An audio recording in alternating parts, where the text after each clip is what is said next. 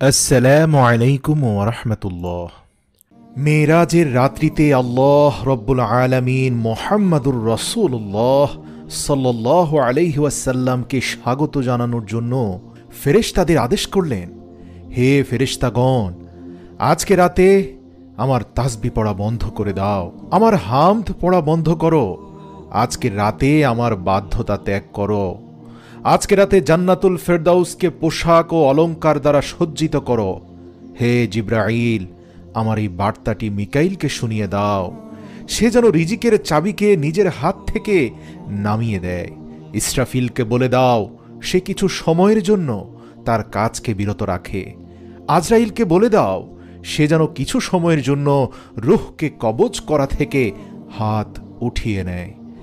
জান্নাতের ফেরেশতা রেজওয়ানকে বলে দাও, জান্নাতকে সুসজ্জিত করতে। মালিককে বলে দাও, সে যেন দোজখের দরজায় তালা লাগিয়ে দেয়। উন্মুক্ত রূহ যেগুলো বিচরণ করছে তাদেরকে বলে দাও, রাস্তা থেকে যেন সরে দাঁড়ায়, আর তারা যেন সকলে জান্নাতের মহলের ছাদের উপর দাঁড়িয়ে থাকে। জান্নাতের ছাদের উপর এমনভাবে খাড়া হয়ে যাও যাতে করে এটি বোঝা যায় যে তোমরা রব্বে কারীমের হাবিবের জন্য অপেক্ষা করছো। সুবহানাল্লাহ। মাশরিক থেকে মাগরিব পর্যন্ত যতগুলো কবর আছে তাদের কবর থেকে সাময়িক সময়ের জন্য আযাব তুলে নাও। আজকের রাত শবে মেরাজ আমার মাহবুব হযরত মুহাম্মদ মুস্তাফা সাল্লাল্লাহু আলাইহি ওয়াসাল্লামকে স্বাগত জানানোর জন্য তৈরি হয়ে যাও। আল্লাহু আকবার।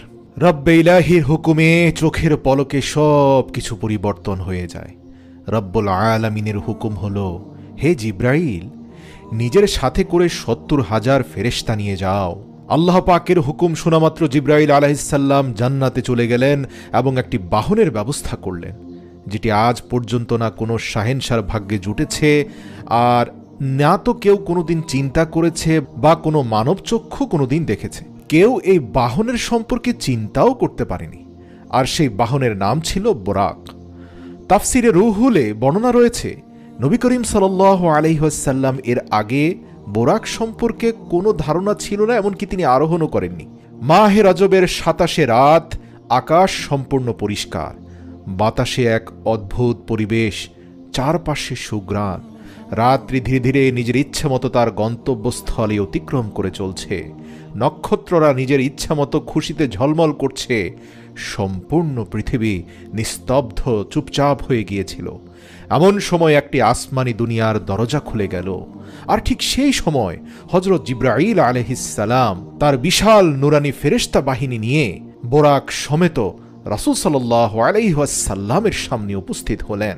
জিব্রাইল উপস্থিত হয়ে কোনো কথা না বলে সোজা দাঁড়িয়ে থাকলেন, কারণ হাবিব আল্লাহ চোখ বন্ধ করে হৃদয়কে প্রশান্তি দিয়ে আরাম করছিলেন। হযরত জিব্রাইল আলাইহিসসালাম হাত বেঁধে দীর্ঘক্ষণ দাঁড়িয়েছিলেন আর ভাবছেন, যদি শব্দ করে তাকে জাগ্রত করি তাহলে হাবিব আল্লাহর সাথে বেয়াদবি হয়ে যাবে। তিনি চিন্তা করছিলেন, রাসূল সাল্লাল্লাহু আলাইহি ওয়াসাল্লামকে তিনি জাগ্রত করবেন কিভাবে। আর ঠিক সেই সময় আরশে মুআল্লামা থেকে হুকুম নাজিল হলো, হে জিব্রাইল, তুমি আমার মাহবুবের কদম মোবারকে চুমু দিয়ে দাও, যাতে করে তোমার মুখের ঠান্ডা স্পর্শে আমার মাহবুবের চোখ খুলে যায়। আল্লাহু আকবার। তারপর জিব্রাইল আলাইহিসসালাম এগিয়ে গেলেন এবং নিজের ঠোঁট রাসূল সাল্লাল্লাহু আলাইহি ওয়াসাল্লামের পা মোবারকে স্পর্শ করলেন। এই দৃশ্য কতই না সুন্দর ছিল। যখন জিব্রাইল আলাইহিসসালাম মুহাম্মদ মুস্তাফা সাল্লাল্লাহু আলাইহি ওয়াসাল্লামের কদমে চুমু দিলেন, হযরত জিব্রাইল আলাইহিসসালামের ঠোঁটের স্পর্শ পেয়ে নবী মুহাম্মদুর রাসূলুল্লাহ সাল্লাল্লাহু আলাইহি ওয়াসাল্লাম জাগ্রত হলেন আর বললেন, হে জিব্রাইল, কি মনে করে এসেছো? তখন জিব্রাইল আলাইহিসসালাম বললেন, ইয়া রাসূলুল্লাহ, ইয়া হাবিব আল্লাহ, আল্লাহ রব্বুল আলামিনের অনেকগুলো হুকুম নিয়ে আজ আপনার কাছে হাজির হয়েছি। ইয়া রাসূলুল্লাহ, আপনি দেখতে পাচ্ছেন আমার পিছনে বিশাল নুরানি ফেরেশতাদের বাহিনী। আল্লাহ রব্বুল আলামিন আপনার সাক্ষাৎ করার জন্য উদ্বিগ্ন হয়ে পড়েছেন। আপনি আপনার তাশরিফ নিয়ে চলুন। এই জমিন থেকে আসমান পর্যন্ত সমস্ত মাখলুকাত অধীর অপেক্ষায় হাত বেঁধে দাঁড়িয়ে আছে। ইয়া হাবিব আল্লাহ, শুধুমাত্র আপনাকে এক নজর দেখার জন্য, স্বাগত জানানোর জন্য তারা অপেক্ষমান। আর এই কথাটি মেরাজে নবুয়াতে বর্ণনা করা আছে। তারপর রাসূল সাল্লাল্লাহু আলাইহি ওয়াসাল্লাম সফরের জন্য প্রস্তুতি নিতে শুরু করলেন। আর এমনই সময় হযরত জিব্রাইল আলাইহিসসালাম রাসূল সাল্লাল্লাহু আলাইহি ওয়াসাল্লামের শরীরকে কুদরতি হাত দিয়ে দুভাগে বিভক্ত করলেন এবং ভেতরটা ধুয়ে পরিষ্কার করে দিলেন। রাসূল সাল্লাল্লাহু আলাইহি সাল্লাম হাদিসে ইরশাদ করেন, আমার কাছে ফেরেশতা আসলো এবং আমার বুক দুই ভাগে বিভক্ত করল। তারপর আমার হৃদয়কে বের করা হলো এবং আমার কাছে একটি স্বর্ণের পেয়ালা নিয়ে আসা হলো, আর যেটি ঈমান এবং হিকমত দ্বারা পরিপূর্ণ ছিল। তারপর আমার হৃদয়কে সেটি দ্বারা ধৌত করা হলো এবং যার ফলে আমার হৃদয় ঈমান এবং হিকমতে পরিপূর্ণ হয়ে গেল। সুবহানাল্লাহ। এবং তারপর সেটিকে তার নিজস্ব স্থানে আগের ন্যায় বসিয়ে দেওয়া হলো। এটি বুখারী শরীফে এসেছে, কিন্তু মুসলিম শরীফে বলা হয়েছে হযরত জিবরাইল আলাইহিস সালাম আমার সিনাকে চিরে দুই ভাগ করলেন, তারপর আমার হৃদয়কে বের করে সেটিকে জমজমের পানি দ্বারা ধৌত করলেন, পরবর্তীতে সেটিকে আবার তার নিজস্ব স্থানে রেখে বন্ধ করে দিলেন। ফাতাহুল বারিতে উল্লেখ আছে, হযরত ইব্রাহিম আলাইহিস সালাম বলেন, এই হৃদয় সমস্ত রকম জিনিস থেকে পবিত্র।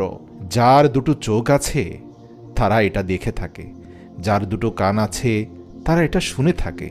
রাসূলের হৃদয়কে বের করে ধুয়ে পরিষ্কার করাতে অনেক শিক্ষা লুকিয়ে আছে, যার মধ্যে একটি হিকমত এই রকম যে এটি করার ফলে কিছু ঐশ্বরিক শক্তি যুক্ত হয়ে যায় এবং যাতে করে রব্বে ইলাহির দিদার করতে কোনো সমস্যা না হয়। আল্লাহর রাসূলকে আধ্যাত্মিকতার চূড়ান্ত লেভেলে পৌঁছানোর জন্য এক বিশেষ প্রস্তুতি হচ্ছে এটি।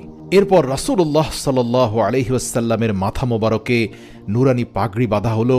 আল্লামা কাশবী রাহমাতুল্লাহি আলাইহি বলেন, শবে মেরাজে হুজুরে আকরাম সাল্লাল্লাহু আলাইহি ওয়াসাল্লামের মাথা মোবারকে যে ইমামা শরীফ পড়ানো হয়েছিল, সেই ইমামা বা পাগড়িকে হযরত আদম আলাইহিস সালামের জন্মের থেকেও ৭,০০০ বছর আগে তৈরি করা হয়েছিল। ৪০,০০০ নুরানি ফেরেশতা এর সম্মান এবং দেখভাল করার জন্য চারপাশে দাঁড়িয়ে থাকত। তারপর হযরত জিবরাইল আলাইহিস সালাম রাসূল সাল্লাল্লাহু আলাইহি ওয়াসাল্লামকে নূরের একটি চাদর পরালেন। মেরাজে নবুয়াতে এই কথাটি উল্লেখ আছে যে হুজুরে আকরাম সাল্লাল্লাহু আলাইহি ওয়াসাল্লাম বুরাকের কথা বর্ণনা করতে গিয়ে ইরশাদ করলেন যে তার কাঁধ শুধু মণিমুক্তার মতো জ্বলজ্বল করছিল, তার পায়ে যেন বিদ্যুৎ চমকাচ্ছিল, গর্দান রুবি দ্বারা সাজানো হয়েছিল, আর তার উপর বেহেশতি পশম ছিল, তার কপালে লা ইলাহা ইল্লাল্লাহ মুহাম্মাদুর রাসূলুল্লাহ সাল্লাল্লাহু আলাইহি ওয়াসাল্লাম লেখা ছিল।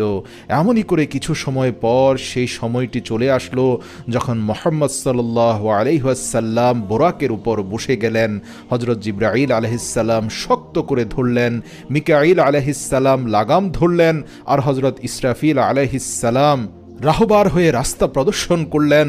হযরত ইমাম কাশবী রাহমাতুল্লাহি আলাইহি ইরশাদ করেন যে মেরাজের রাতে ৮০,০০০ নুরানি ফেরেশতা হুজুর সাল্লাল্লাহু আলাইহি ওয়াসাল্লামের ডান দিকে এবং ৮০,০০০ ফেরেশতা বাঁ দিকে ছিল, আর এই সমস্ত ফেরেশতাদের দুরুদ ও সালাম দ্বারা সমস্ত আকাশ মুখরিত হয়ে উঠল। আর এই উচ্চধ্বনি দুরুদ এবং সালামের মধ্য দিয়ে হুজুরে আকরাম সাল্লাল্লাহু আলাইহি ওয়াসাল্লাম মেরাজের সফর শুরু করলেন। এই ঘটনাকে কুরআনুল কারিমে আল্লাহ রাব্বুল আলামিন কিছুটা এমনভাবে উল্লেখ করেছেন যে তিনি পবিত্র আল্লাহ, যিনি তার প্রিয় বান্দা আর হাবিবকে রাত্রি ভ্রমণ করিয়েছেন মসজিদুল হারাম থেকে মসজিদুল আকসা পর্যন্ত, যার আশপাশ আমি বরকতময় করেছি যাতে আমি তাকে আমার নিদর্শনসমূহ দেখাতে পারি। নিশ্চয়ই তিনি সর্বশ্রোতা সর্বদ্রষ্টা। সূরা বনী ইসরাঈল আয়াত নম্বর ১। সুবহানাল্লাহ। আল্লাহ রাসূল সাল্লাল্লাহু আলাইহি ওয়াসাল্লাম খুবই শান ও শওকতে মসজিদে আকসার দিকে রওনা হলেন। এ সময়টি কেমন সময় ছিল, যখন সব দিক থেকে শুধু আলো আর আলো বইছিল। বাহন বোরাক আলোকিত, আরোহী আলোকিত, বরযাত্রীরাও আলোকিত, মেজবান আলোকিত, মেহমান আলোকিত, আলোকিত চারপাশ। পাহাড় পর্বত মরুভূমিকে অতিক্রম করে এক আলোর খেলা চলছে আকাশে। সুবহানাল্লাহ। হযরত জিবরাইল আলাইহিস সালাম বললেন, ইয়া রাসূলুল্লাহ, আপনি এখানে নেমে ২ রাকাত নফল নামাজ পড়ে নিন। এটি আপনার হিজরতের স্থান মদিনায়ে তাইয়্যিবা। নফল নামাজ আদায় করার পর পুনরায় সফর শুরু হলো। রাস্তাতে একটি জায়গা সামনে আসলো, আর যেখানে হযরত মূসা আলাইহিস সালামের কবর। হুজুর আকরাম সাল্লাল্লাহু আলাইহি ওয়াসাল্লাম এই অবস্থাতে ইরশাদ করেছেন, মেরাজের রাত্রিতে আমি যখন সফরে ছিলাম তখন দেখলাম একটি স্থানে মূসা আলাইহিস সালামের কবর, এবং তিনি তার কবরে দাঁড়িয়ে নামাজ আদায় করছিলেন। তারপর দেখতে দেখতে বাইতুল মুকাদ্দাসে চলে আসলো, আর সেখানে একটি দীর্ঘ লাইন আমাকে সালাম দেওয়ার জন্য দাঁড়িয়েছিল। সুবহানাল্লাহ। আরও একটি লাইন দাঁড়িয়ে আছে আমাকে স্বাগত জানানোর জন্য, আর মোটামুটি 1,24,000 আম্বিয়া আমার সাক্ষাতের জন্য উদ্বিগ্ন হয়ে দাঁড়িয়ে আছে। এরপর রাসূল সাল্লাল্লাহু আলাইহি ওয়াসাল্লাম সেই জায়গায় তাশরিফ নিয়ে গেলেন, যেটিকে বাবে মুহাম্মাদুর রাসূলুল্লাহ সাল্লাল্লাহু আলাইহি ওয়াসাল্লাম বলা হয়ে থাকে। হযরত জিবরাইল আলাইহিস সালাম একটি পাথরের কাছে আসলেন। এরপর হযরত জিবরাইল আলাইহিস সালাম সেই পাথরের উপরে আঙ্গুল দিয়ে একটি ছিদ্র করে দিলেন, আর সেই বোরাককে সেখানেই বেঁধে রাখলেন। আর এটি তাফসির ইবনে কাসিরে উল্লেখ করা হয়েছে। এরপর রাসূল সাল্লাল্লাহু আলাইহি ওয়াসাল্লাম মসজিদুল আকসাতে প্রবেশ করলেন, আর সেই পুরো স্থান জুড়ে শুধুমাত্র আলো চমকাচ্ছিল। সকল নবী রাসূলরা রাসূল সাল্লাল্লাহু আলাইহি ওয়াসাল্লামকে সম্মানসূচক সালাম দিতে থাকলেন, আর হযরত জিবরাইল আলাইহিস সালাম আজান দিচ্ছিলেন। সমস্ত আম্বিয়া রাসূলগণ তার শানে দাঁড়িয়েছিলেন। যখন কাতার ঠিক হয়ে গেল, তখন রাসূল সাল্লাল্লাহু আলাইহি ওয়াসাল্লাম এগিয়ে গিয়ে ইমামতি শুরু করলেন, আর সমস্ত আম্বিয়ায়ে কেরাম রাসূল সাল্লাল্লাহু আলাইহি ওয়াসাল্লামের পেছনে 2 রাকাত নামাজ আদায় করলেন। আর এই নামাজ আদায় করার পর মুহাম্মাদুর রাসূলুল্লাহ সাল্লাল্লাহু আলাইহি ওয়াসাল্লাম আনুষ্ঠানিকভাবে ইমামুল মুরসালিন ওয়ান নবিয়্যিন এই উপাধি পেয়ে গেলেন। এ সময় মালাইকা এবং আম্বিয়াগণ সকলে দাঁড়িয়েছিলেন, কেননা বাইতুল মুকাদ্দাসে এমন দৃশ্য তারা আর কখনো দেখেনি। আর সেখান থেকে উঠতে শুরু করল মহত্ব আর উচ্চতার পতাকা। তারপর আরও একবার দুরুদ সালামে প্রতিধ্বনি হয়ে আকাশ কেঁপে উঠল, নূরে নূরান্বিত চারপাশ। ঠিক এই সময় রাসূল সাল্লাল্লাহু আলাইহি ওয়াসাল্লাম নিজের ভাষায় বলেন, আমি যে বাহনে ছিলাম তার নাম বোরাক। এই বোরাকের গতি সম্পর্কে শুধু এতটুকুই বলবো, চোখের পলকের শেষ বিন্দুতে এই বোরাকের প্রথম পা ছিল। আল্লাহু আকবার। তারপর সঙ্গে সঙ্গে প্রথম আসমান চলে আসলো। হযরত জিবরাইল আলাইহিস সালাম দরজা খটখট করলেন। প্রথম দরজার দারোয়ান জিজ্ঞেস করলেন, কে? ওপার থেকে জিবরাইল জবাব দিলেন, আমি জিবরাইল। তখন দারোয়ান জিজ্ঞেস করলেন, কিন্তু তোমার সঙ্গে কে? হযরত জিবরাইল আলাইহিস সালাম বললেন, মুহাম্মদ মুস্তাফা সাল্লাল্লাহু আলাইহি ওয়াসাল্লাম। তখন দারোয়ান বললেন, মারহাবা। এরপর দরজা খোলা হলো এবং আসমান হুজুর সাল্লাল্লাহু আলাইহি ওয়াসাল্লামকে স্বাগত জানালো। দ্বিতীয় আসমানে হযরত ঈসা আলাইহিস সালাম এবং হযরত ইয়াহইয়া আলাইহিস সালামের সাথে হুজুর সাল্লাল্লাহু আলাইহি ওয়াসাল্লামের সাক্ষাৎ হলো। তৃতীয় আসমানে হযরত ইউসুফ আলাইহিস সালাম স্বাগত জানালেন। চতুর্থ আসমানে হযরত ইদ্রিস আলাইহিস সালাম। পঞ্চম আসমানে হযরত হারুন আলাইহিস সালাম। ষষ্ঠ আসমানে হযরত মূসা আলাইহিস সালাম এবং সপ্তম আসমানে আল্লাহর বন্ধু এবং মুসলিম জাতির পিতা ইব্রাহিম খলিলুল্লাহ এর সাথে দেখা হলো এবং তিনি মুহাম্মদ সাল্লাল্লাহু আলাইহি ওয়াসাল্লামকে স্বাগত জানালেন। সুবহানাল্লাহ, আল্লাহু আকবার।